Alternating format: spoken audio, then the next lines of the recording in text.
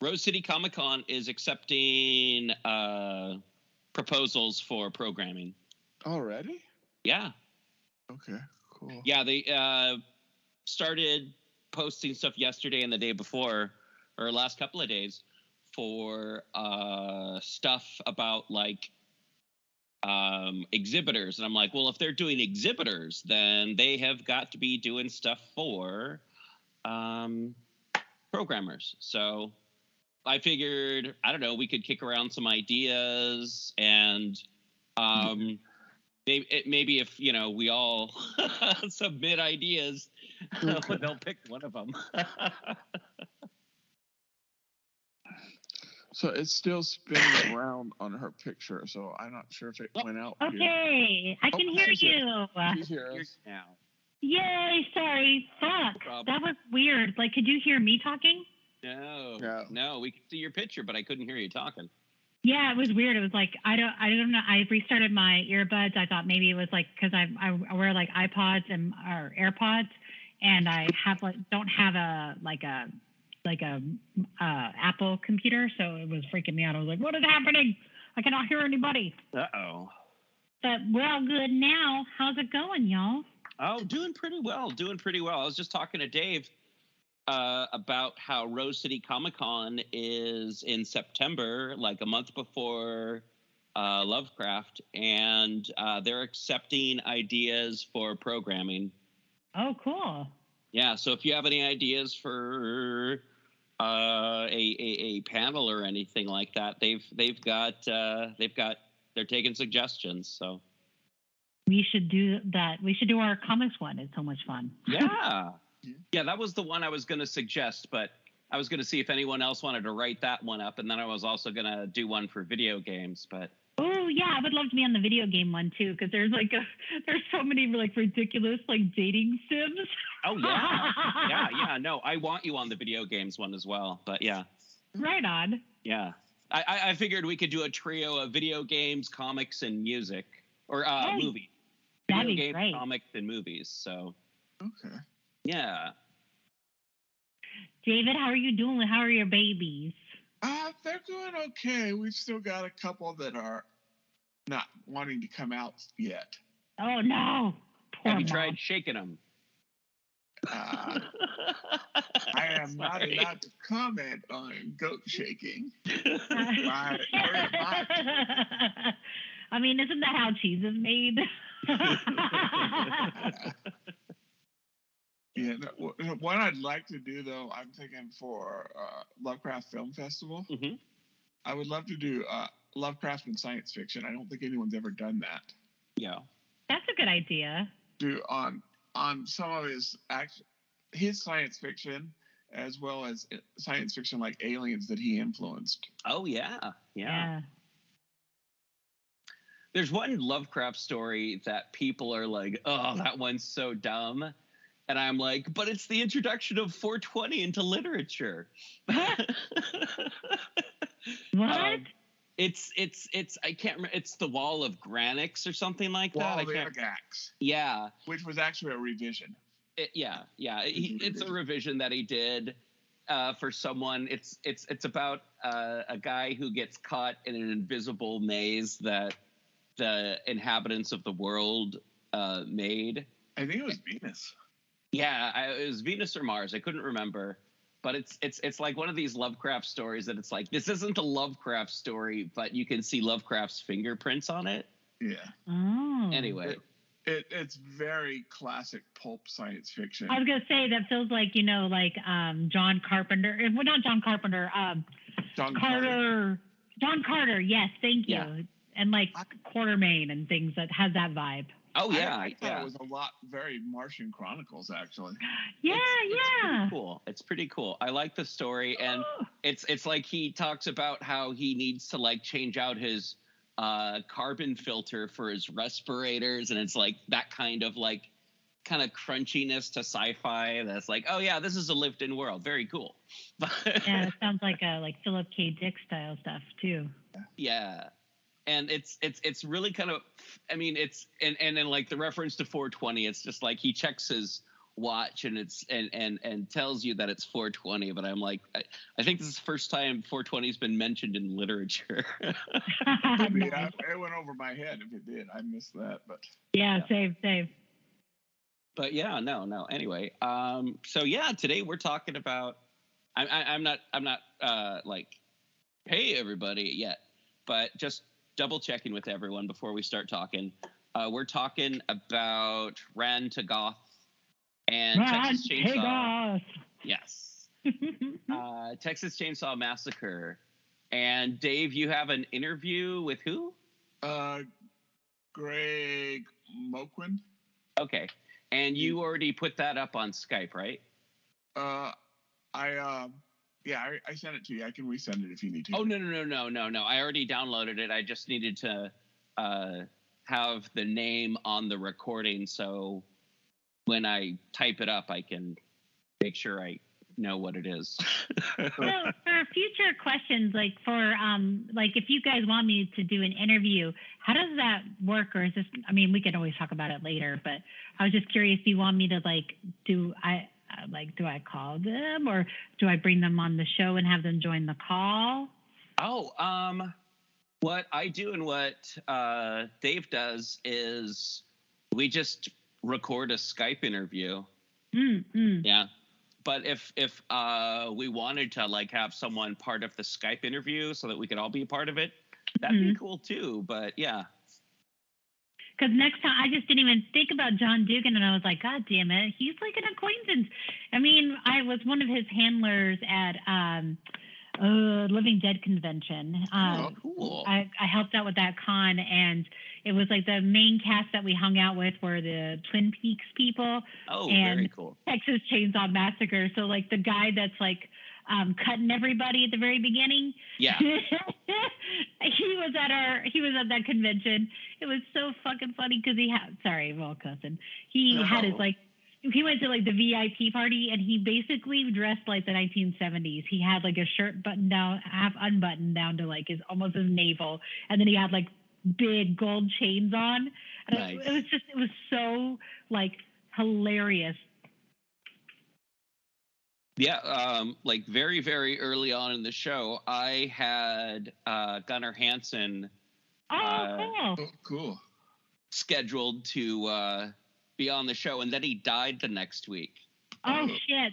He was promoting stuff for a book, and then he died, and I'm like, oh, well, that sucks. Yeah. And it's not the first time that's happened. Yeah. Aww. So for a while there, I thought I was cursed. So I'm like, I don't know if I want to interview Ken Hite. Yeah. All right. So let me drink some water. This party started. Yeah. I've had a frustrating week because I've been anxiously watching the weather. Uh-huh. We have my Lolita group was supposed to have a big meetup this weekend. I was hosting the event, and it was a hanami, which is a Japanese flower viewing, and you have picnic and whatnot. Oh, and that cool. was our big little cute event. We're going to be at the Japanese the Japanese Memorial Blossoms downtown, over there by the waterfront. But the weather has been so terrible that I had to cancel the event. Oh, that's no good. Yeah, and by the time that it's going to be nice, the blossoms will be gone. So maybe I can get in there one day this week and just kind of just walk up and down and look at it. Yeah. All right. Right now, it's like being inside a golf ball. Up, it's just completely this white gray. Yeah. Yeah, it's gross out.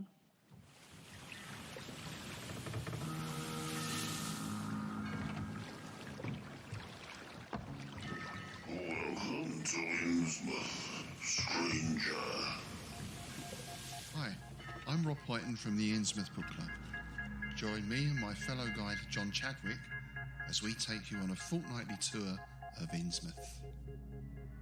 We visit places such as the Picture House, the library and Innsmouth Museum to discuss all aspects of weird fiction, whether it be book, film, music, TV or art. As well as that, we stop over at the Gilman House to have a chat with a resident guest. That includes authors, artists, musicians, in fact Lovecraftian creatives of all types. You can find our free shows on Patreon, and there you can also sign up as a patron, which brings you bonus content, plus a monthly PDF copy of Innsmouth News, which features articles, author spotlights, all the latest news and reviews, and more. You can find us at patreon.com/InnsmouthBC. We hope to see you soon, because remember, Innsmouth isn't just a place, it's a state of mind. You're listening to KZOM, Oleander Public Radio. Hey everyone, it's DB Spitzer once again with People's Guide to the Cthulhu Mythos here on KZOM, Oleander, Oregon. I mean, technically, we record in Portland, but it's still being broadcast in what's left of Oleander. To my virtual right, Farmer Dave, and to my virtual right next to Farmer Dave, Gretchen Martin. To the far right. To the far right, yeah. How's everyone doing this week? Good. Wow. Good. Good. Up to anything fun and exciting? Not anymore. Okay. Did you have anything going on? Anything planned? Me or Dave? Oh, both of y'all. Oh. I've abandoned fun. Okay. I've given fun up for Lent. Gotcha. I think I'm going to hit up the Frankenstein's comic book swap at the Lloyd Center on Saturday. That's probably going to be the thing I do. Yeah, a few comic book collectors are going to be there. I don't know. Have you guys ever been? No, They're pretty no. fun. But I have not. that's something to think about. I get their reminders all the time, but I've not been there myself. It was like the last thing we did and before the shutdown and for the Panini. Yeah. Crazy. But yeah, so it's back up and running. They had one, I think, I want to say it was last month and then this month as well. So yeah, Well, get cool. some comic books or maybe some toys. Yeah, I'm going to have to check that out. Find out what's going on with that. Oh yeah, I'll send you a link. Cool. All right. Yeah, personally, I've been playing Boz Skaggs on bass a whole bunch and 3D printing Pokemon for the kids. But yeah. Oh, fun. Okay. Yeah. And The only Boz Skaggs song I can think of would be Lido. yeah, that's the one. Okay. Lido, Shuffle, and Lowdown is what I've been, the two big ones. But yeah, I've been doing that. The bass is by our sponsors over at Glarry. So I have a really nice Glarry bass that I've been playing. And of course, the 3D printing is by Anycubic. And you can find links to both in the show notes. And yeah, so what are we talking about today, gang? We are talking about, I'll let you pronounce it because I can never pronounce it. Rhan-Tegoth. Yeah. Or what were you saying, DD? I'm sorry. Oh, I was saying the same thing you were. Yeah, I was saying Rhan-Tegoth. Ken Hite pronounces it Rhan-Tegoth, and I think that's wrong. I'm going to go with the Tegoth, audiobook I heard. Yeah, same here. What's that, Dave? Mr. Tegoth, if you're nasty. Yes. But yeah, we're going to be talking about Rhan-Tegoth and Texas Chainsaw Massacre, the 1974 original Tobe Hooper film. And that's what's going on this week. So we were talking about for the show how there's some panels coming up, and we're going to try out for Rose City Comic Con. So hopefully sometime in September, we'll have some information about that. And of course, we will be panelists at the HP Lovecraft Film Festival. I don't know how we wouldn't be. I mean, something really bad would have to happen for none of us to be on a panel. Somebody has Is there another Cthulhu podcast that could take our place? Oh well, I'm just saying, like, all of us are, local fixtures in the Cthulhu scene, and it would be crazy. Cthulhu scene. Yeah, I don't know what to call it. It's the cosmic horror. The cult. The cult. Yeah. I like that. But anyhow, no. We're high-ranking cultists. I mean, I've helped perform some of the rituals with Reverend Cody Goodfellow. Oh yeah, and I've been PICKMAN's apprentice more times than I care to mention. I bought popcorn. Yeah. You've been on panels at the Lovecraft thingamabob, I'm sure. All right.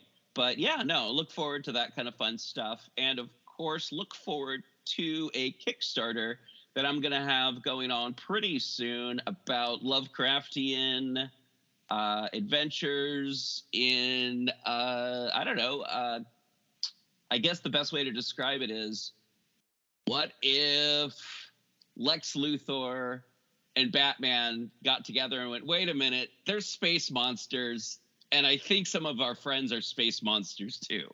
But not those guys, because copyright.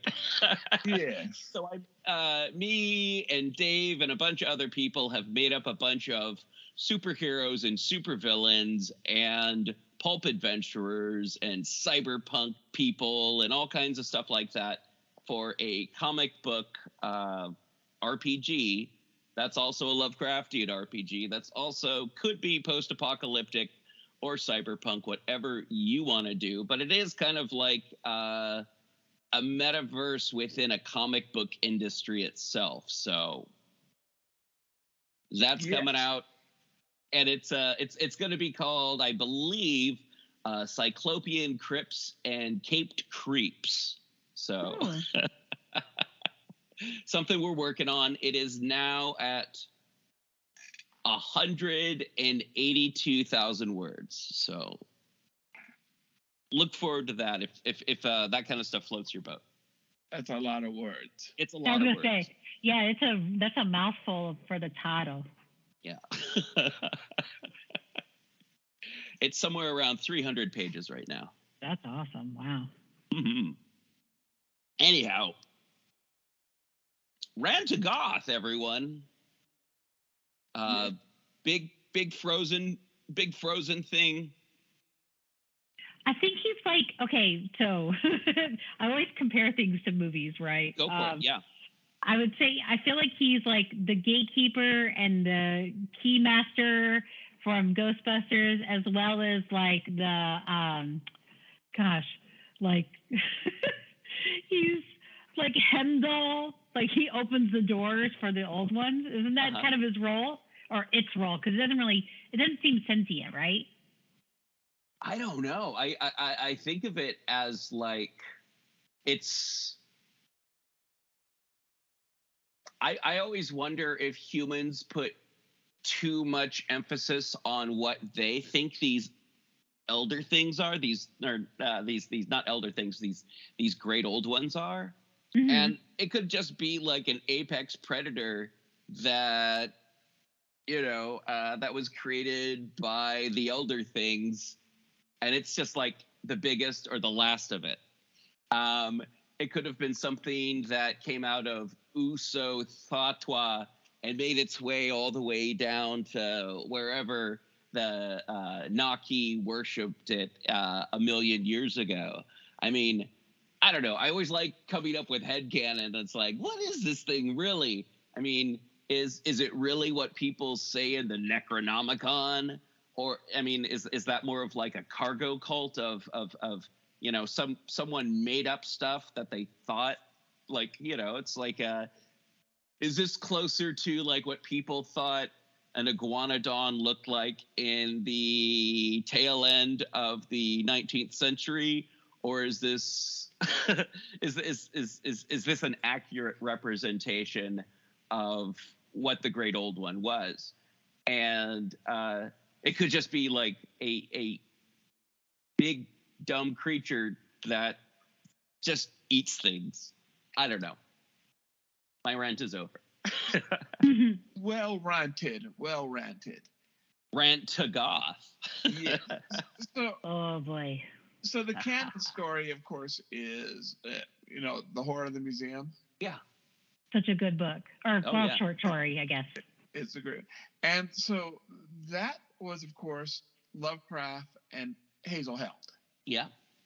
And my understanding is that Held was kind of the idea person, and Lovecraft sort of got paid to finish it, make it to a story. Mm-hmm. But there is so that's the only real Lovecraftian circle story that I know of that it appears in. Mm-hmm, mm-hmm. Yeah, that's what I mean. When I looked up, it didn't seem there was any other references to this creature. Lynn Carter did some stuff in the 70s and 80s, but it's more kind of like Book of Ebon kind of like poetry written by people a million years ago, or proto-humans or Hyperboreans, that kind of stuff. And also, I think there's a short story about people rediscovering stuff in the 80s. That was by Robert M. Price. Oh, okay. And it's Wilbur Whatley Waiting. Oh, yeah. Gotcha. You're right. I did see a footnote about that. Yeah. So that story, basically is that a descendant of Abigail Prynne and Ludwig Prynne basically resurrects Wilbur Whatley in the same way that Dexter Ward, resurrects his ancestor. And basically, Whatley is going to bypass, I don't think it actually says that, bypass his father, Yog-Sothoth, and I just ruined the original short story if you hadn't read it already. And he's going to get Rhan-Tegoth or back, and he's going to basically have him bring in all the other elder gods, or great old ones, excuse me. And so basically, the person who resurrected Whatley, he doesn't do the sacrifice right, so Rhan-Tegoth eats him. And then Whatley goes off to summon the mythos back. But since it takes place in the 80s, he either fails or it's another universe. Yeah. The other people that really seem to have liked this one was the writers of Pathfinder. Oh. There's quite a few, if you go online, Pathfinder write-ups. And I can see why. Exactly. It kind of makes, first of all, it's there. It's sort of a ancestor creature that you could fit in one of your games, as well as, it's almost like this own scenario. It's easily written about it. Yeah. Oh, sorry. No, I'm sorry. I was just saying, what I really enjoyed in the story, the horror in the museum, was how, like, I could see this adventure story happening, this, going into the museum and the waxwork stuff to it, which, by the way, is this like the precursor to like the influence for like the waxwork movies and whatnot?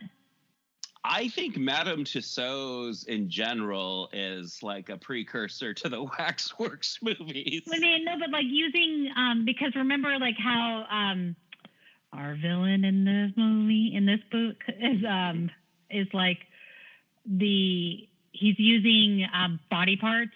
Yeah. And Jones is like discovers this. By the way, is that also like possibly Dr. Jones? I can visualize him being Indiana Jones. Why not? Oh yeah. No, now that'd be a cool Indiana Jones story, like a Lovecraftian. He has to go to the horror in the museum. Yeah. Oh wow, you've put a new spin on this for me, Gretchen. It's like I could totally imagine some Hammer villain. I can't remember who was House of Wax, or even if that's Hammer or whatnot. But I could imagine like Boris Karloff or Christopher Lee or whomever, you know, and like going against Harrison Ford. Or yeah, right. Vincent Like, Price. like there you go. Yeah. Like House of Wax, the original one isn't that who does that have in it? Oh, I don't know. I thought it was Vincent Price. Isn't it Vincent Price? Okay. Yeah. The OG one, not the dumb Paris Hilton one. Oh, I didn't even know that existed. Or is that when Waxworks? I don't know. Whatever that remake is. Apparently, I'm terrible at remembering films, because remember last week how you were like, what's your favorite zombie film? And I'm all like, City of the Dead. No, I meant Burial Ground, which was not even remotely that name. No problem. I was kicking myself afterwards. Oh yeah, no. We on this podcast, we're not necessarily prepared. So sometimes we, people can write in and say, hey, you said this, and I'm fine with that. And when it goes up on YouTube, of course, people like to correct people. So hey, I mean, that's what the internet's for, right? Correct. Yep. So I got an alternative universe for you. Oh, okay. Sure. Right. This is a very action-y story, I think. Yeah. For Lovecraft. But what if Hazel Hell didn't reach out to Lovecraft and went out to Robert E. Howard? How do you think? Whoa. It would be Conan, man. Yeah. No, that would be a little bit more Indiana Jones for sure. It would definitely be a lot of like punching, and there would definitely be punching, because Howard loved to write about people punching each other. Yes, he did. And reincarnation. I think there would have been reincarnation in that version. Yeah. Some guy with a bulldog punching some highfalutin scholar type. Yeah. Or what if other alternate universe? What if it was given to Clark Ashton Smith? Because the whole part about Rhan-Tegoth and the cult and everything like that feels very much kind of like some of the stuff that Clark Ashton Smith wrote about, like in the Hyborian. I can't remember which one's which right now. Yeah. No, I agree with you. I hadn't thought of that, but I agree. Yeah, no. But it kind of reminds me of the tale of Zaphos, whatever, and also the Seven Geases. It's very kind of like there's this guy who has this thing he has to do, but then at the end doesn't quite do it, and that's just the way things are. Absolutely. But unlike the Seven Geas, it then is reflected into the modern world at the time, and then you have this primary story. But I could see how like someone could take the Seven Geas and then have some aspect, something that's from that story, wind up in modern times, and then you have someone who starts the story, then you tell the Seven Geas, and then at Lachnacha, erupts from something and some bad stuff happens. But anyway, this is a very pulpy story. It's so not Lovecraftian. No, it was really actually kind of exciting. I listened to it. I mean, that's what I'm doing. I mean, I listened to the audio short story, and what I thought was kind of cute, made me laugh. Was like, think about this because of the time period. It's like Alaska's so exotic. Oh yeah. Oh, it's they so were far like, north. This was from the Arctics of Alaska. Oh yeah. Well, it's less than 100 years ago from like all the Yukon expeditions and North Pole expeditions. It's still like, Antarctica is still considered like this off limits, way off. It's more exotic than Africa, more exotic than South America. It's the North Pole and the South Pole. It's you know, we don't have Gore-Tex yet. Right. But it is crazy, and the pulp stories really were kind of into that like far off stuff. It's like you have an adventurer who brings something back from the distant reaches of, you know, the Alaskan territories. And unfortunately, almost none of the Lovecraft Hazel Held letters survived. Yeah. Aww. Weird for Lovecraft. He saved most of his letters, but I'd be very interested especially if she was maybe influenced by Jack London. Oh yeah. Would have been about the right time. Yeah. That feels right.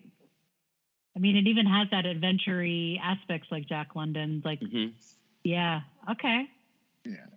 My understanding is she basically came up with the story, and then Lovecraft wrote it. Yeah. Yeah, no, I could see her writing it, and then, you know, so it'd be like, you know, who's good at helping with stuff like this? That weirdo Lovecraft. Well, you know, our friend and gossip, Henry Kuttner, he said that she had a big crush on him. Oh yeah, I've heard that. I've heard that before. Yeah. Why? In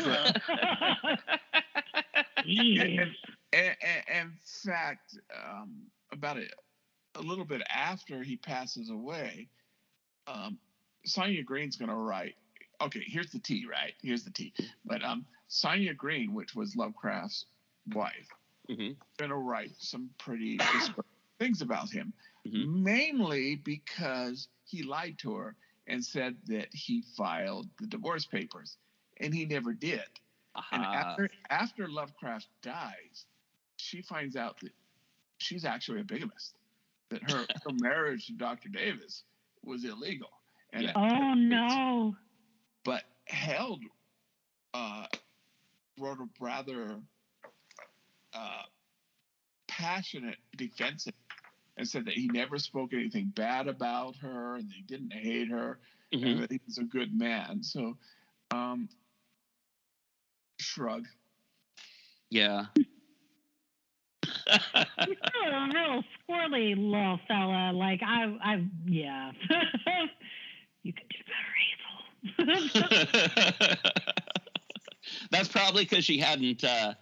Maybe she hadn't heard about Robert E. Howard. Right. Or maybe she just liked. Maybe she likes squirrely guys. Yeah. Yeah, and we know too that he came back after he went to Quebec. He came back, and she was just appalled by how much weight he had lost. He was beginning to be sick, and how little he was eating. So I think there might be a little bit of wanting to take care of him. Yeah. Oh yeah. But I mean, that was a woman's job back then, wasn't it? Yeah. No, Hazel Heald, HP Lovecraft, Rhan-Tegoth. Any other thoughts? Like, I love the descriptions of Rhan-Tegoth, how it's just kind of a mass of teeth and tentacles and... Yeah, like an insect with, like, Medusa face. Yeah. Like, a lot of gaming tokens of him or it, and a lot of 3D printing out there because it's such a distinct form. Oh yeah. Yeah, no, I've the way that Rhan-Tegoth is described, you can what do you call it? Draw it pretty easily, or I mean, it's up to interpretation. It's kind of like how the Elder things are. Yeah. It's like you're given descriptions of its dimensions and what its head's like, what its arms and wings are like, and yeah. It's like, you know how you're talking about earlier that you're printing up Pokemon and stuff like that? Oh, yeah. Remember the Pokemon, like, I think it's Tangle, the one that's just like a mass of, like, squiggly. There you go. Rhan-Tegoth. Ta-da! Tangela. Simplified, right? I choose you. Yeah. Oh, and I believe I've gone into this before, but there's so many Pokemon that could stand in for Lovecraftian creatures. I mean, absolutely. There's one who's a gate and a key. I mean, yeah. But yeah, I kind of got the same impression Gretchen did.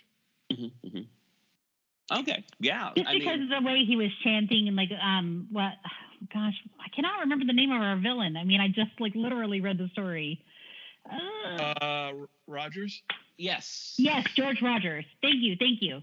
And then his dude servant, what's his name? Wasn't he I feel like he was kind of like a Inuit character. Yeah. Am I tripping? No. Because he was going to originally sacrifice his friend or his companion person, and then ended up he was all like, well, actually, Dr. Jones or Mr. Jones. Yeah. Or Bona. Thank you. Luckily, Short Round was sitting in the back alley with the truck running. Right. Well, I just like how it's he's got to make it to the daytime, and it starts off as this whole if you can survive seeing this. Yeah. I really like this story actually. It's a good story. It's a kind good of story. One of my new favorite Lovecraft stories because it's so not Lovecraft. Yeah. I think it's one of the better revisions. Yeah, and it's not very commonly heard because it's not PICKMAN's Apprentice. It is not this, and it is not the Witch House, and it is not, it's good it's refreshing. Mm-hmm. Yeah. No, I like to compare this to a Henry Kuttner story that is very pulpy and could make a good story or a good adventure or a video game called, I think it's called The Shadow on the Silver Screen. And it's about a director and an actress who go to a producer's house because the producer's like, oh yeah, you think you can make scary movies, let me show you the scary movie I'm making. And it leads to them finding a monster in the basement kind of thing that they had smuggled into America from the Yucatan, and it just it's crazy. But yeah, Rhan-Tegoth is I definitely think it's probably the best. The collaborations with Hazel. Yeah. Maybe out of Eons, but I would say I think it's personally I think it's the better of the stories. I like it. Out of Eons is pretty good, but this one's really, really good. And Agreed. Of the collaborations that Lovecraft has done with people, this is one of my favorites. Right up there with probably the people or the Curse of Yig.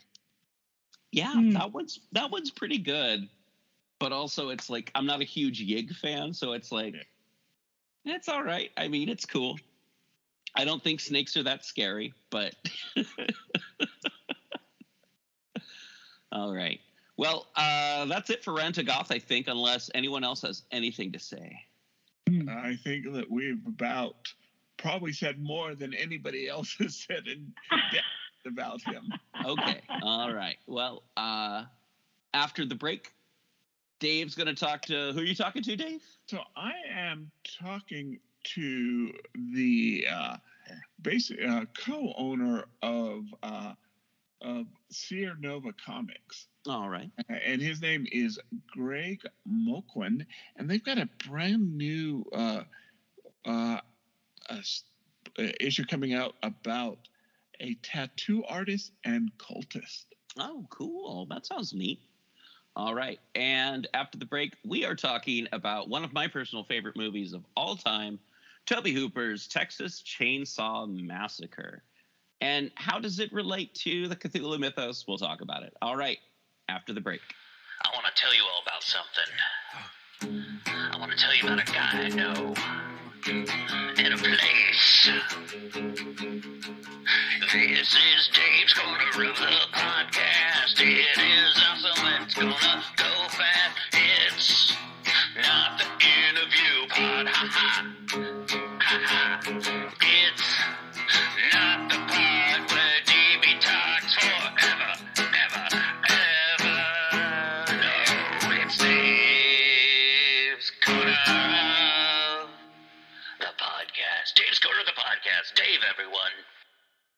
this is the part of the show where I talk to somebody whose name is not DB.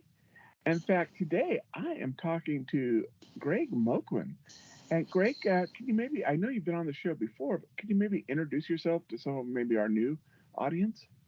I am a writer, creator, co-owner of a company called SeerNova Comics.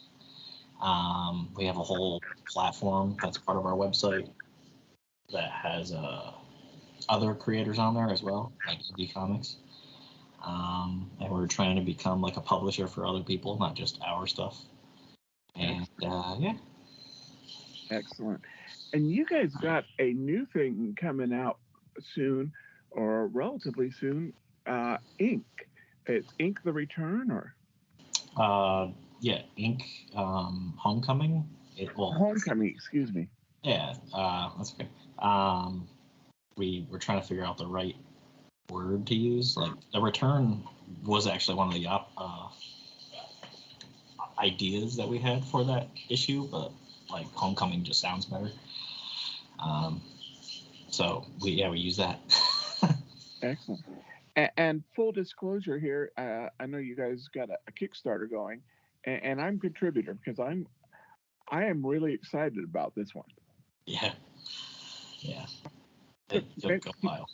Can you tell us a little bit about what the story is about? So it takes place 3 years after the first issue. If people haven't read the first issue, you can get it on the Kickstarter. You can also read it on our website if you sign up on our website. But anyway, yeah, so you can get on the Kickstarter. So it all starts in issue 1 where he's like Shane, the main character, is having dreams of some random visitor, like some unknown visitor comes into his tattoo shop because he's a tattoo artist, and they place their hand like on his arm, his forearm, and then like gives him this like magical ability, and then a key tattoo forms on his forearm. But the visitor tells him that he only has 72 hours to go to a certain like remote destination or he dies. Like, he doesn't really have an option. But yeah, he's like the next like chosen gatekeeper of the realm, and it's kind of like Doctor Strange meets yeah, it's like Doctor Strange. Okay. It's Doctor Strange and tattoos. Yeah, there you go. Yeah, it's got like a little horror in it, but not that much, because I know a couple people read the first issue and they told me that like it had like a horror vibe to it. I was like, oh, so I'll just run with that a little. So some of the art kind of makes it seem like that. And then the second issue, he returns home 3 years after that whole thing happens, and he was like training where he went. So he was training and like earning new abilities. He had different tattoos in issue 1, and then issue 2 we actually created tattoos. Like, we were coming up with like powers that would associate with each tattoo. There's an elephant for strength, like, so he can get super strength in a sense. And anytime a tattoo is like being used, it glows purple. So yeah, I like that. Yeah. And actually the eye in our logo is his eyes that glow purple when like his eyes are being used, because he has a power with that too. Nice. Yeah, it's I'm glad that we finally got to use that. And we don't show any of the flashbacks or anything of like him doing any of the training and getting the tattoos, but that's going to be in like future issues. Okay. Yeah. So it kind of hit the road running on issue 2 or part 2. Yeah, and then it's a 3-issue plot arc, and then there's like definitely like way more after. I already know what's gonna happen for the next plot arc for him, and then before that there's like a team up, so he joins a couple of our other characters that have solo series.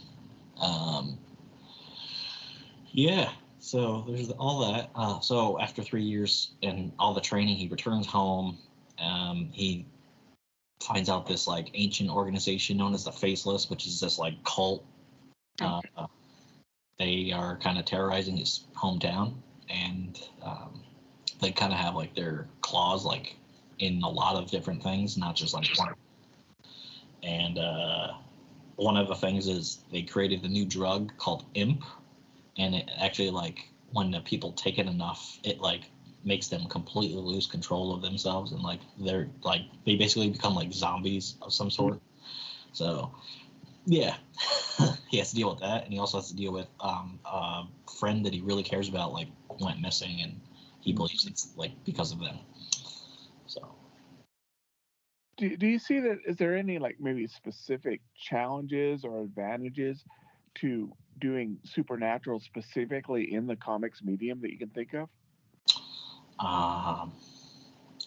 Advantages, I can use like really cool power stuff, like different superpowers, and I like horror a lot, so it kind of like lets me use the stuff that I like in a way. Disadvantages, I don't really think so. All right, cool.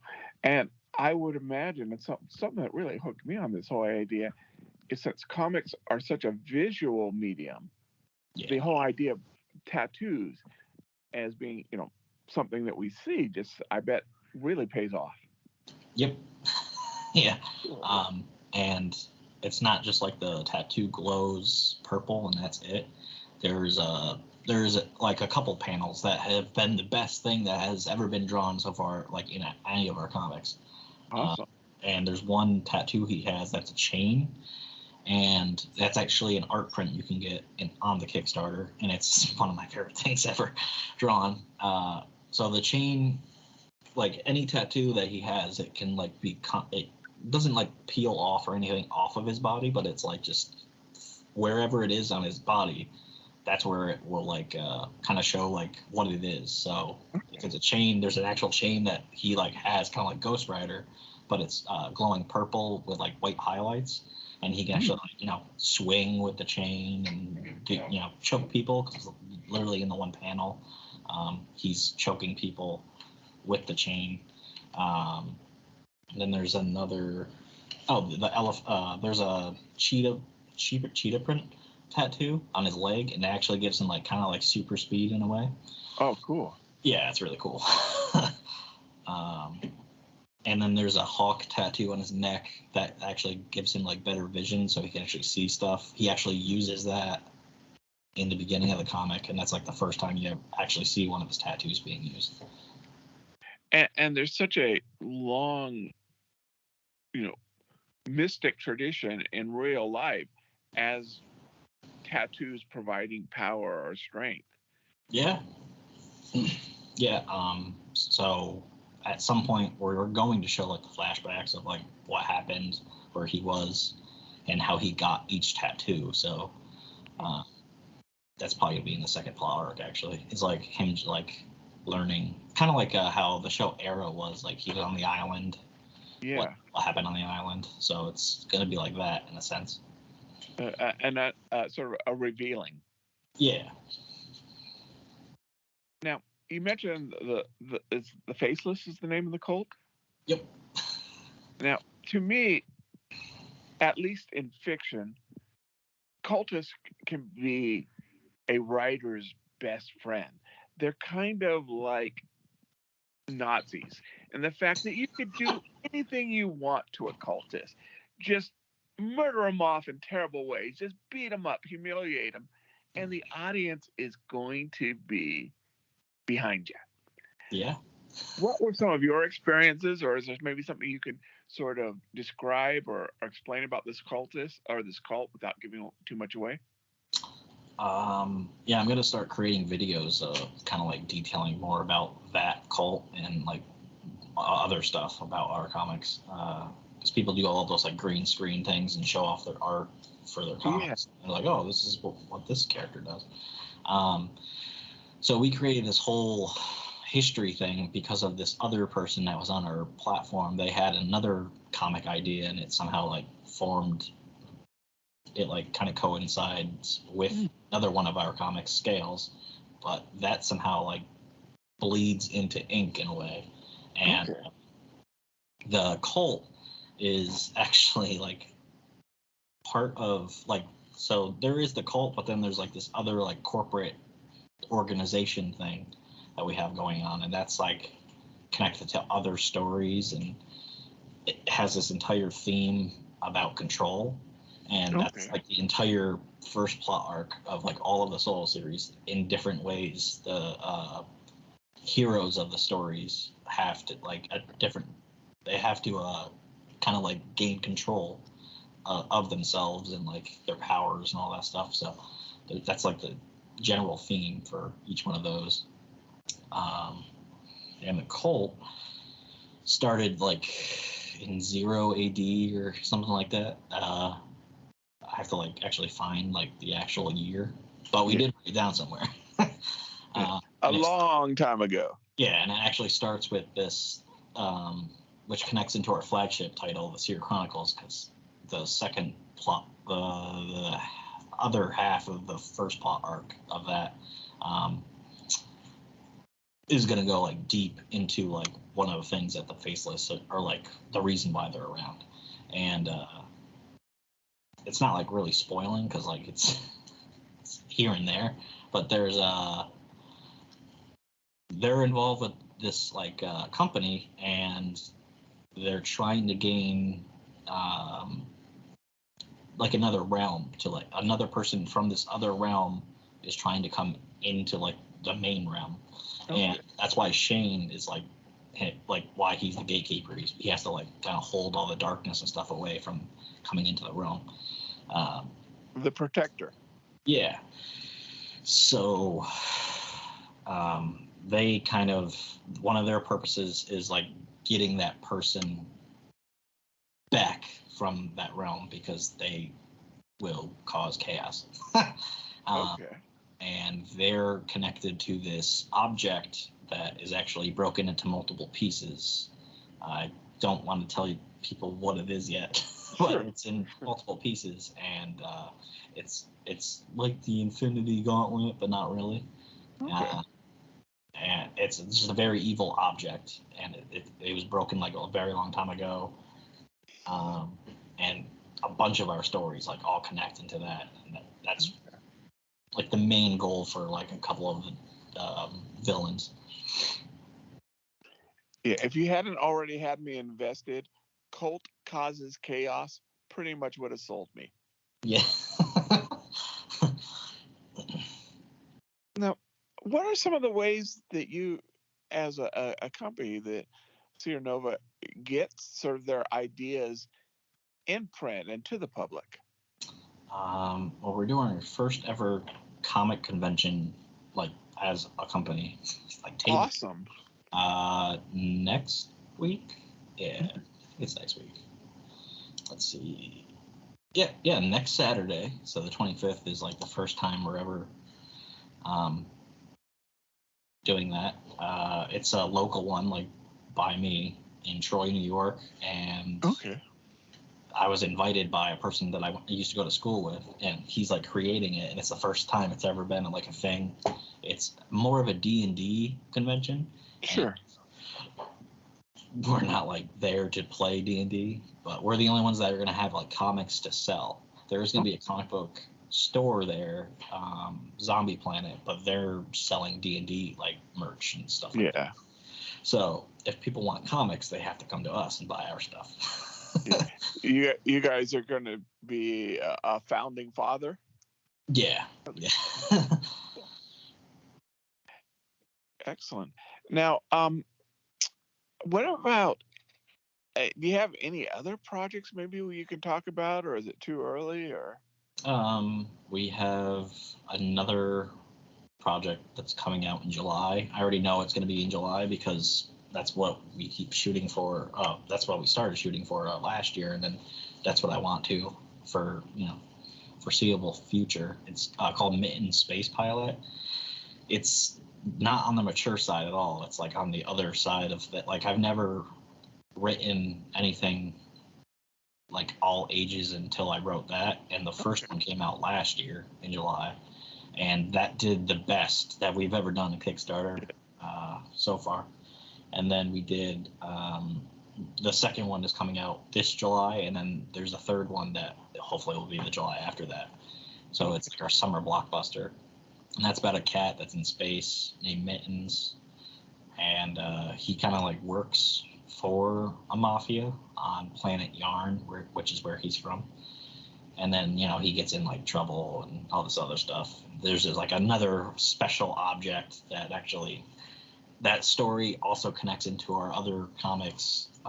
You don't need to read like every single comic to know,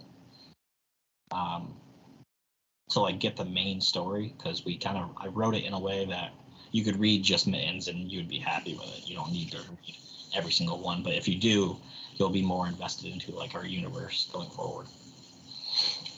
And I'm sorry, but I would say if anything gets me invested more than Chaos Cults, it's got to be Mafia Space Cats.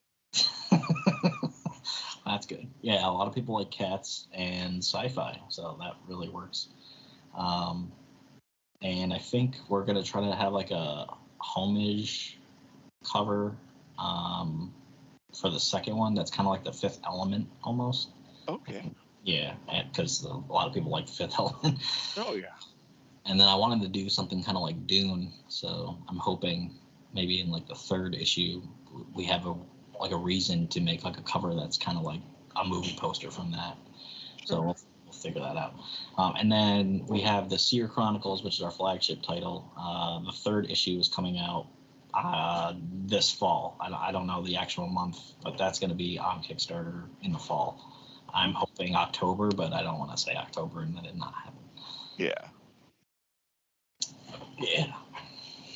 So no, it sounds like you're keeping real busy here. Yeah, just trying to leave my job that I don't like. Yeah. Well, I think we're all trying to get past our bill-paying jobs. Yeah. So if somebody is interested, especially with ink being out now, how could we? Oh, did I lose you there? I'm sorry. Oh, no. Our system glitched. Welcome to the cybernetic Bermuda Triangle. But so as I was saying, if someone is interested in getting some, especially ink, how can they do it? You go on Kickstarter, or well, I'm sharing it like all over the place. So if you follow us on Instagram, Twitter, Facebook, SeerNova Comics, you will definitely see like any post about that. Just click the link. It's either in the comments or in the post. There's a short link. It's like a bit.com/homecoming or Ink2 Homecoming, something like that. Okay. And we'll include some links too. Yeah. Well, excellent. Anything else? Maybe you can. And I realize you probably got a lot of stuff that's still coming into fruition. Anything else you can share with our audience?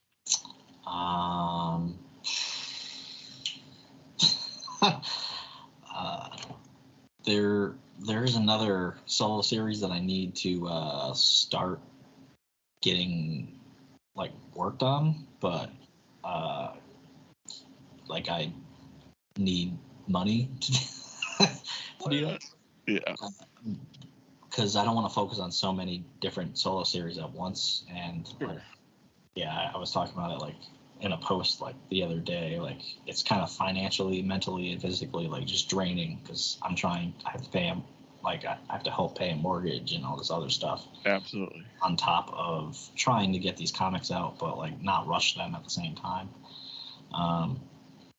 So yeah, but there is another solo series of a character he's kind of important because he like kind of connects with the other two, Ink and Scales.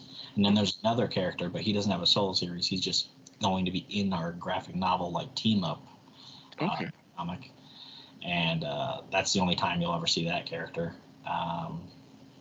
And the character that I would like to do, that other Soul series, he only has like a 3-issue plot arc, and that's it. Like it's those 3 issues, and then he's part of that team up graphic novel. Okay.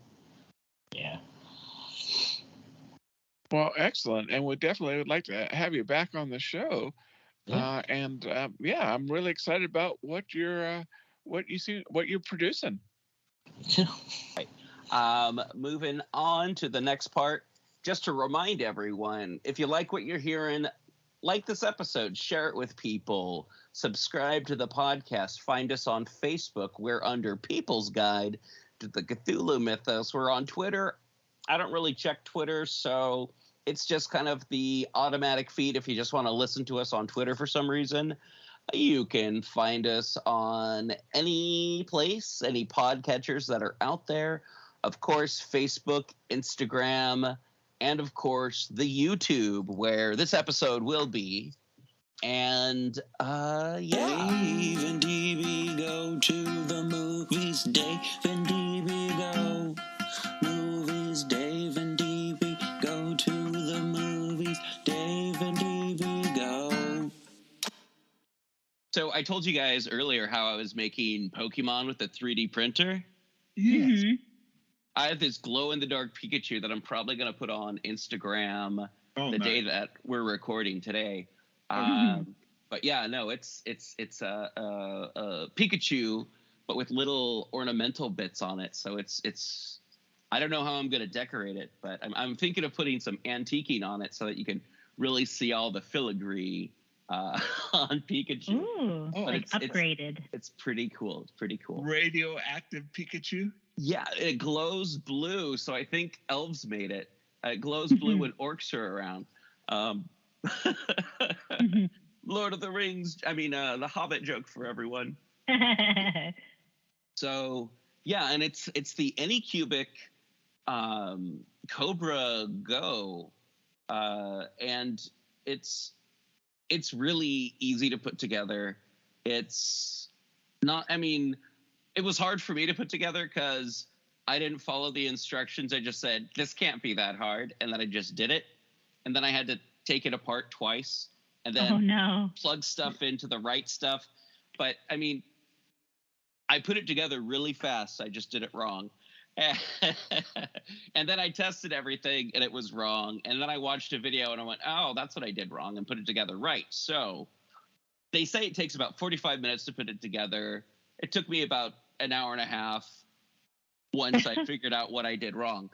And, as I said, I went with what my friend uses for his Ender printer, which did not work for the Anycubic. The Anycubic Go, I've found, is kind of dummy proof, and it's just, you put it together, it's not that hard. And then it comes with a slicer program for it, so you don't have to worry about that.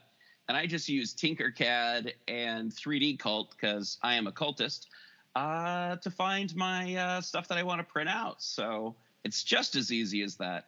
And as I said earlier, I've been playing my Glarry bass. Oh, you can hear that? That wasn't that great. It's hanging on the wall right now. Anyway, Glarry bass, Glarry. Use the code, get 5% off, and that's it. All right. Hey, everyone. We're talking Texas Chainsaw Massacre. One of my favorite facts about this is the working title for this film was Head Cheese. What's that? I just didn't know that. Yeah. Years ago for the Portland Horror Film Festival, I answered that in trivia, and Gretchen was the person who handed me stuff. Oh, no kidding. Yeah, you were the person handing out prizes. Gwen was asking questions, and you were handing out prizes. And at first I thought, I can't answer this. I'm like, my job is to know horror. And I'm like, no one else has got this. I'm not on the clock. I have nothing to do with this festival. Okay, I'll just do it. How funny. What a small world, right? It was crazy. And the working title is Head Cheese. It's considered a pro-vegetarian film. Guillermo del Toro gave up eating meat for a while after he saw it the first time. Gotcha. Wow. That's pretty gnarly. Yeah. Okay, I want to know, DB, what's the tie-in to Rhan-Tegoth? Oh, not a tie-in to Rhan-Tegoth, but it is a tie-in to a Lovecraft story called Picture in the House, where a young man is riding his bicycle through the Miskatonic Valley of Massachusetts, and it starts to get really, really, really rainy. The thunder and lightning. So he goes into a house. He's like, "Hey, is anyone here? Can I park my 10-speed here?" He didn't have a 10-speed. He just had a bicycle. And he doesn't hear anything from anyone. So he starts looking around the house and he sees this book and he opens it up. And as he opens it up, it's just kind of like a page that has been looked at a lot. Like if you open a book that someone like looks at a picture at a lot, it just kind of opens that page, and it's horrendous picture of people cooking and eating human flesh. And then this big old guy lumbers down the stairs, and he's like very unkempt, and he's got like just smells bad, and there's something wrong with him, and he goes, "Oh yeah, I love this book. That's my favorite picture." And then the cyclist noticed that there's a big brown reddish stain formed on the ceiling that drips onto the book, or after it drips onto the book.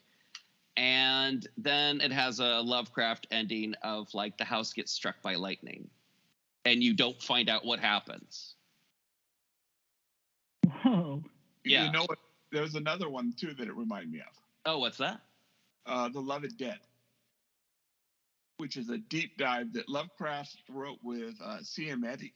Oh, so which is about a person who, shall we say, loves dead bodies. Yikes. Living in the house. Whoa. Yikes. Which is probably I see a lot of Eddie in that one, but that's probably the creepiest of the Lovecraft stories. Yeah. Oh, will you link that to me later, David? So, yeah. Because I want to read that one. That's wild. I'm pretty sure it's online. I'll send you a link. Cool. Because I know a lot of the C.M. Eddy stuff isn't public domain. Oh, it's not. Or if it is, please don't publish your own version of Love It Dead, because we say it, but I think it might have gone this year, but I don't know. Oh, that's right. Yeah, but I'm not sure. Yeah. So, Texas Chainsaw Massacre, 1974 film. I believe filmed in 1972, 73. In the middle of August, like one of the hottest Augusts in Austin, Texas. Filmed by Tobe Hooper. This is his first real film. Yeah. Anyone else want to talk about Texas Chainsaw? Well, so you know how people say, this movie moved me so much. It's just, I remember the first time I saw it, it was just like yesterday. Well, that's me, because honestly, I hadn't seen it until yesterday. Okay. What? I'm not. See, I'm only connected to horror basically by Lovecraft, but I haven't seen it because of. Yeah. But my favorite parts literally are the first 2 minutes and the last 2 minutes. And so you know the narration at the beginning? Yeah. You know what that is? John Larroquette. Yes, it is. Yeah. So I go, I know that voice, but I don't know who it is. Mm-hmm. Yeah, John Larroquette said that he was paid to narrate this film in marijuana. Or he was paid his little bit in cannabis. Man, I got robbed. I just did a voiceover and I didn't get paid anything. And there's another story to that Gunnar Hansen tells about the movie, where everyone shows up at the farmhouse where they're filming it, and the people who own the farmhouse, they're like, yeah, we're going to get out of town for a while. Use it. Use the barn. Anything in the barn, feel free to use. Don't worry about it. We're not, there's enough. Don't worry about it. And they're like, okay. And they go into the barn. It's full of huge pot plants that are upside down, hanging from the rafters, drying. And right about that time, they also get word from the fire department that they have to go and inspect. If they're going to be filming at this farm, they need to go and inspect it to make sure that it's safe. No kidding. Yeah. So Tobe Hooper is freaking out. Everyone who's there is like freaking out. And the police and the fire department show up. They check out the house and like, yep, this is safe. See you later. And then everyone's like, whew. And then they're like, free pot. A bunch of people got paid in pot. Sounds like it. Man. No, I love this film. Yeah. It's every time I see it, it always makes me, of course, because everybody is so sweaty and so like just exhausted looking. I'm like, this is summer for real. Yeah. I always feel like summer watching it. I feel like it's like one of those, how some movies you just seasonally kind of gravitate towards.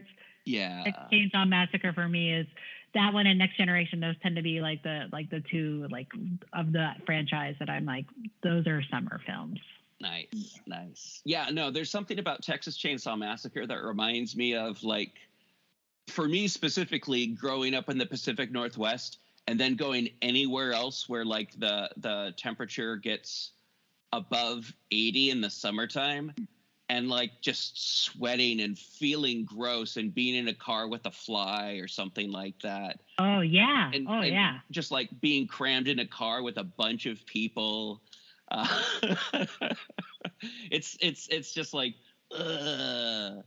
Well, and then Texas just has like a certain element to it that just has that like it's so dry in certain, especially like where they were at, like during that season. I think that was like a super dry season of for the summer as well. Yeah.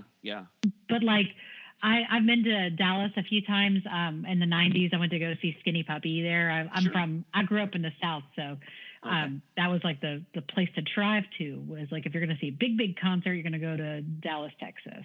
Gotcha. And there are so many stretches of areas that have that.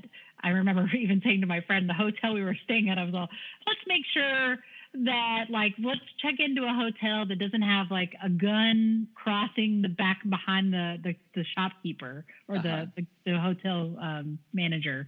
Because, oftentimes you come in, you see there's like like especially like those older motels that they would be sitting behind like plexiglass. Mm-hmm. And then behind them would be like like a rifle and a like Uzi or something. I do think that Texas is basically a character in the movie. It really is. It really is. Yeah, it's like Texas, isolated Texas as a character. Yeah. Hot, isolated Texas. Yeah. Right. Go ahead. No, you please. One thing I would definitely give Hooper is he understands how to film something disturbing. Yeah. Absolutely. And the fact that it is disturbing is such a good movie was what makes it a good movie. And it carries over. But the thing that disturbs me in a good way, but still sort of is, and it comes up quite a bit, is the way that Leatherface treats the male victims to the female victims. Oh, yeah. The males are taken out, and it makes sense as a character and a story-wise, but the males, with the exception of Franklin, who Franklin's kind of toyed with because he's in a wheelchair. Yeah. But he takes them out because they're potential threats. And that's disturbing. And if it had just been disturbing for disturbing's sake, it would have bothered me. Not disturbing, I wouldn't have liked. But there's a plot reason. There's a point to it. It's reflective of way certain cultures in America in the 70s as well as now treat women.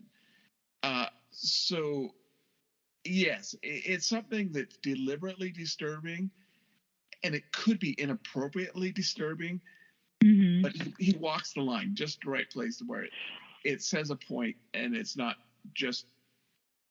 gratuitous. Right, and you worry, like, I mean, the first time I saw it, I was like, oh my God, these girls are going to get raped. And that was, I was shocked that they weren't, to be honest. There's not even nudity in this. No, I mean, like when I think what's Susan, is it? Like the girl who gets, or Sally. Sally. Yeah. No, when she gets her, like, Sally is a survivor, right? Sally's a survivor, Pam. Pam, thank you. When Pam is put on that hook, you expect there to be like, you know, like boobs and things like that, but it's just her back that we only see. Yeah. And I think this came out the same time as Black Christmas, but Sally's basically the first or second final girl. Yeah. Yeah, and also it feels like found footage. I mean, it doesn't say that it's found footage, but it has that kind of vibe at the very beginning with the narration saying, like, this is based on actual events, blah, blah, blah. It's a mix between Grindhouse and Art House. Oh, yeah. Absolutely.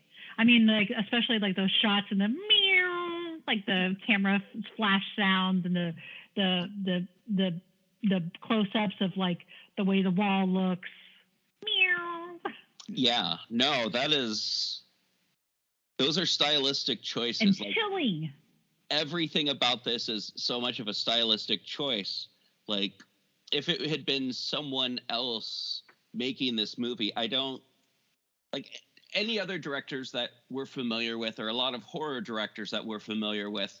Like, this does not look like a Wes Craven film. This does not look like a John Carpenter film. Like, this doesn't look like an old John Carpenter film. This doesn't look like, you know, your various people who have done horror films and thrillers and stuff like that.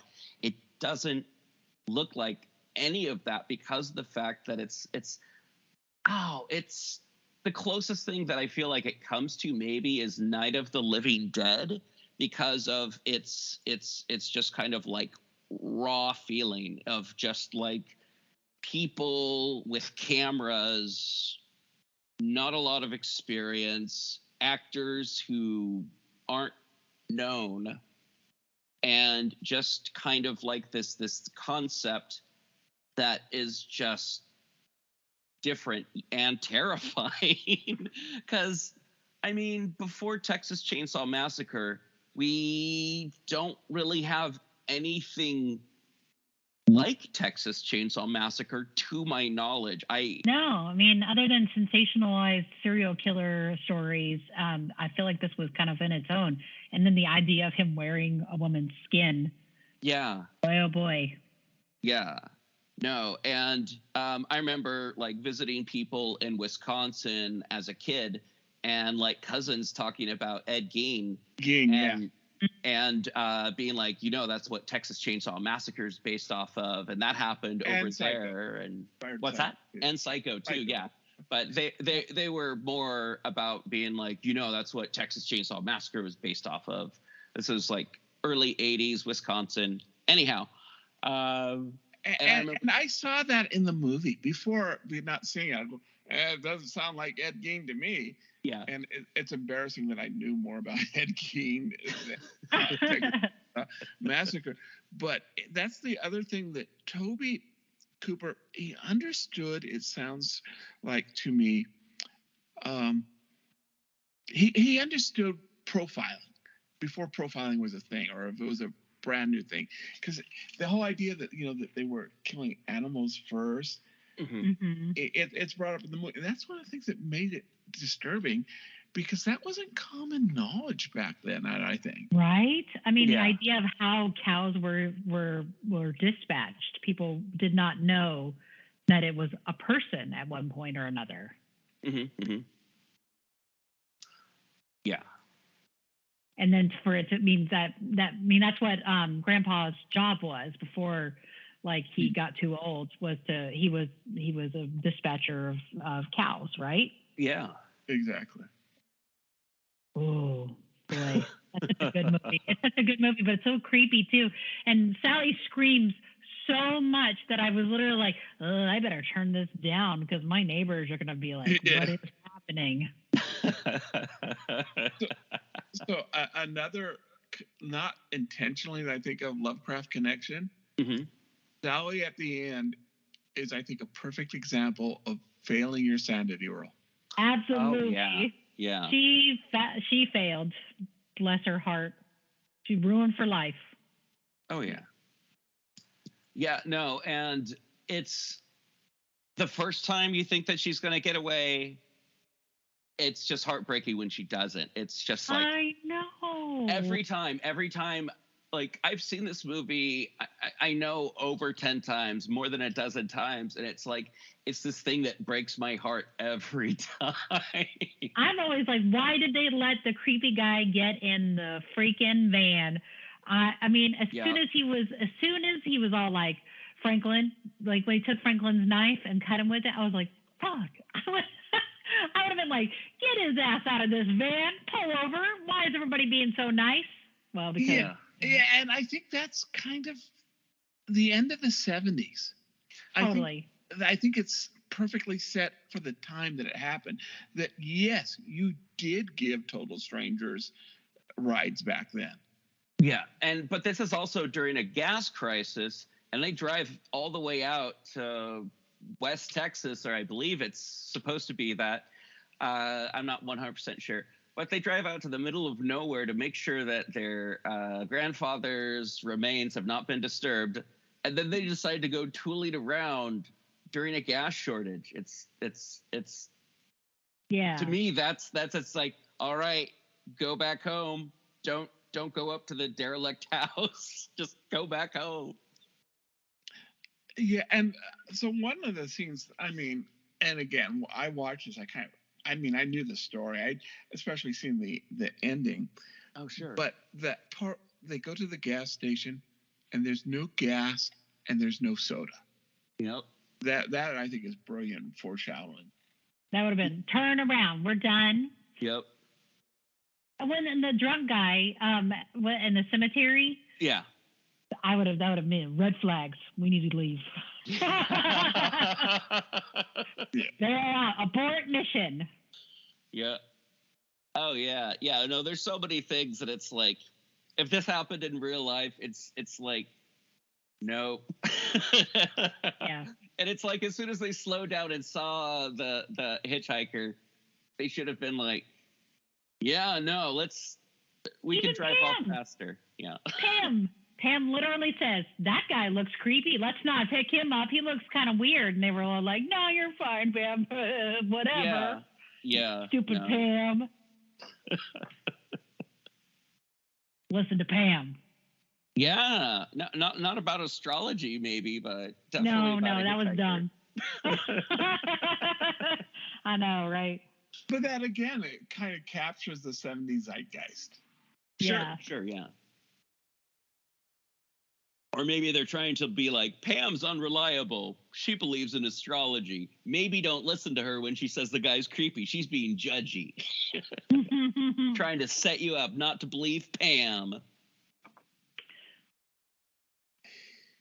But no, there's some amazing shots. Like, one of my favorite shots, and it's like, I feel like it's been recreated, is like the and generally like more sexualized in the future, is like the shot of Pam on the swing, and then she gets off and keeps walking, and the camera is like at a low angle right at her cut off shorts and her legs, and watching her. It's like kind of like framing her back to like about mid knee and whatnot, and then kind of like zooms out a little bit, and then just continues following her. And it is a little bit creepy. It is a little bit male gazy, but it's also like just kind of like bringing. Yeah, sorry. Oh, go for it. No. Please finish your. Oh, but it just kind of like brings you in slowly and kind of like personalizes.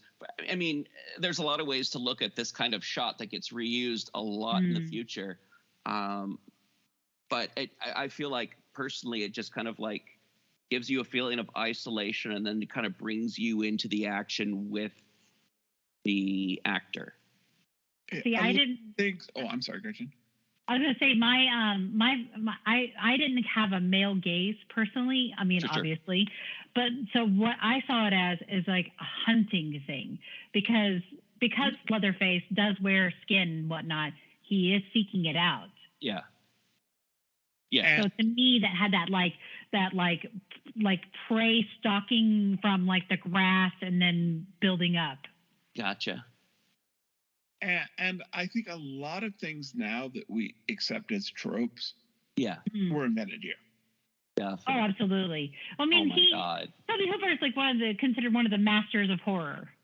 Like, period. I mean, he even had a little masters of horror on the show. Which was a Lovecraft one, wasn't it?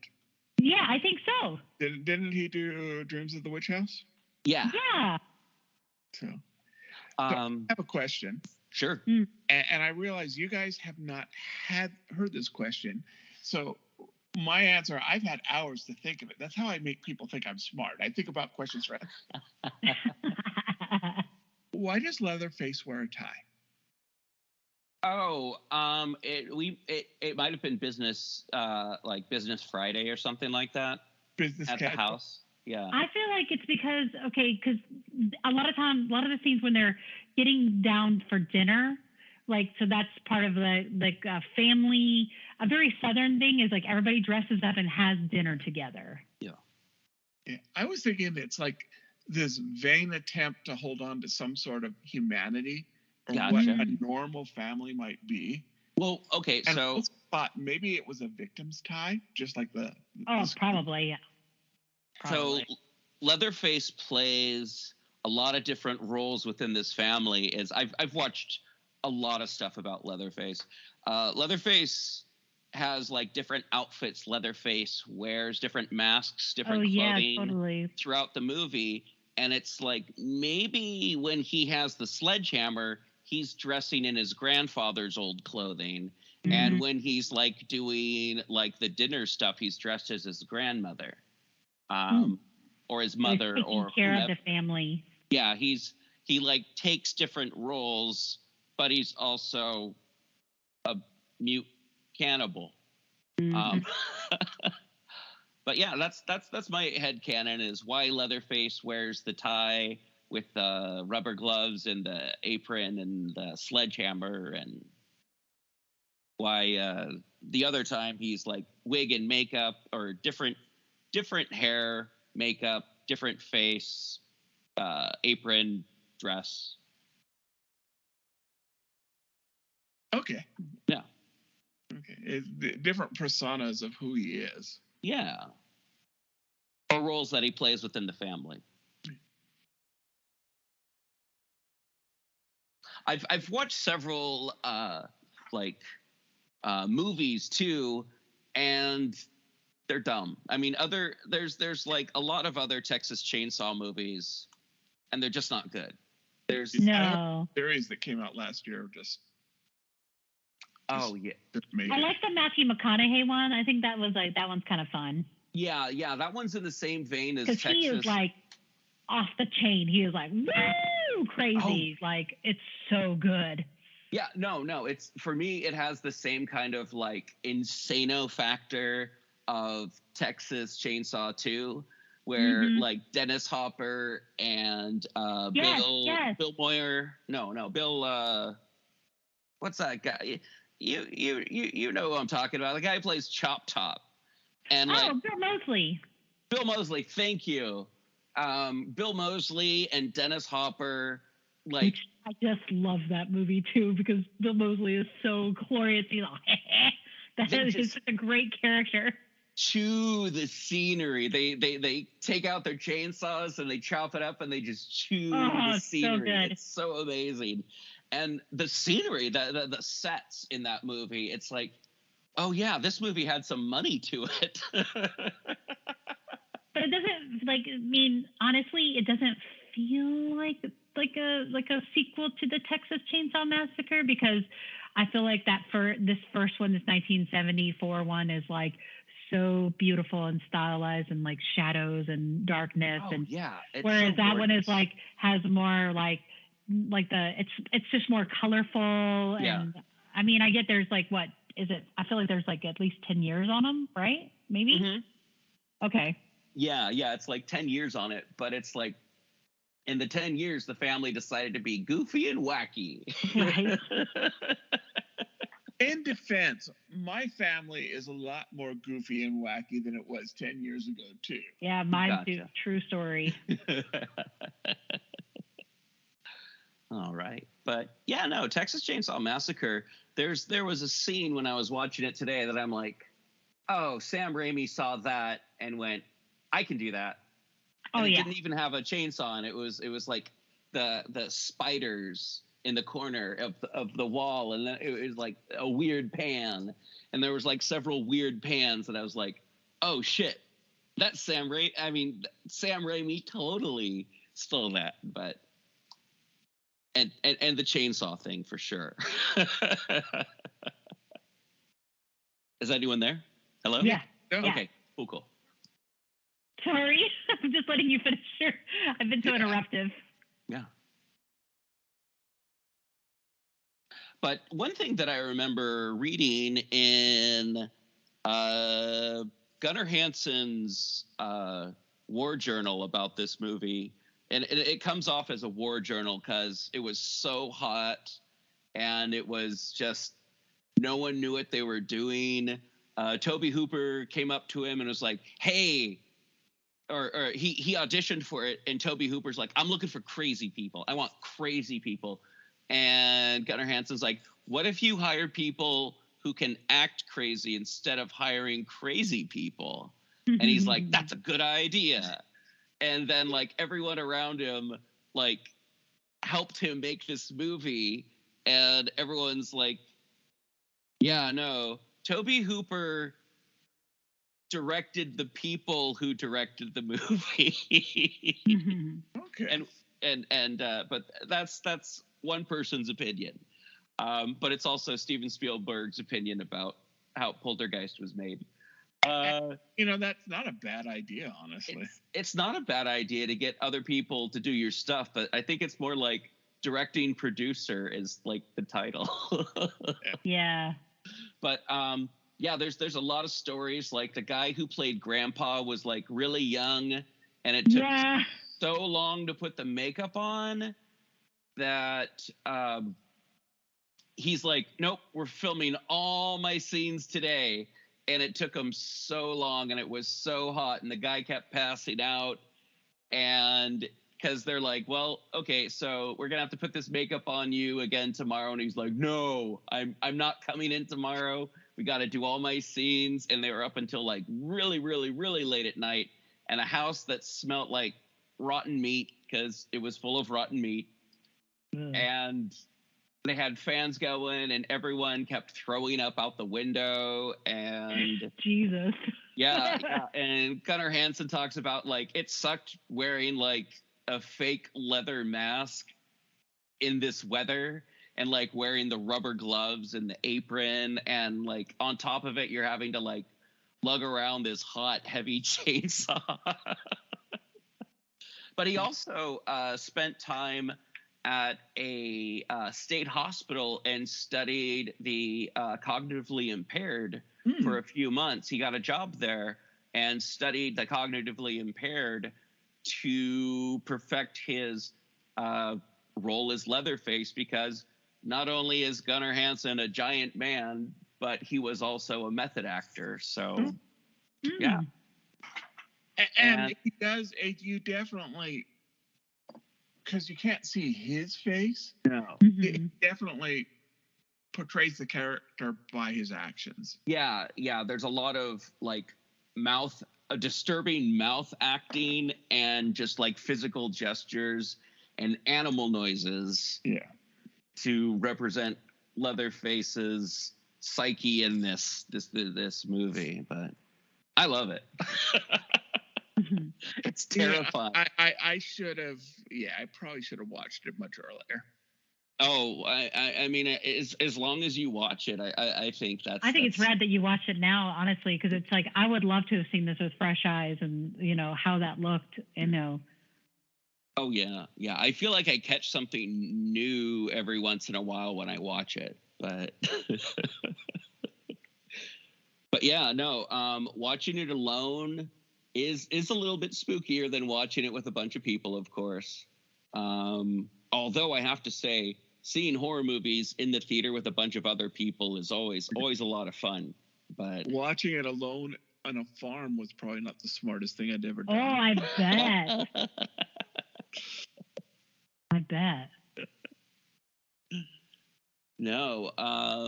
When did you see it? Do you remember when you first saw it, Gretchen? Let's see. Probably like in the 90s, I feel like. Yeah. There was I had a group of friends that were I had some older friends and they were a little bit more had a little bit more access to movies and stuff, and so I would get to see like some cooler stuff back in, that I probably should have at like 14 or 15. Yeah. I saw it on cable when I was a kid, I think. Yeah.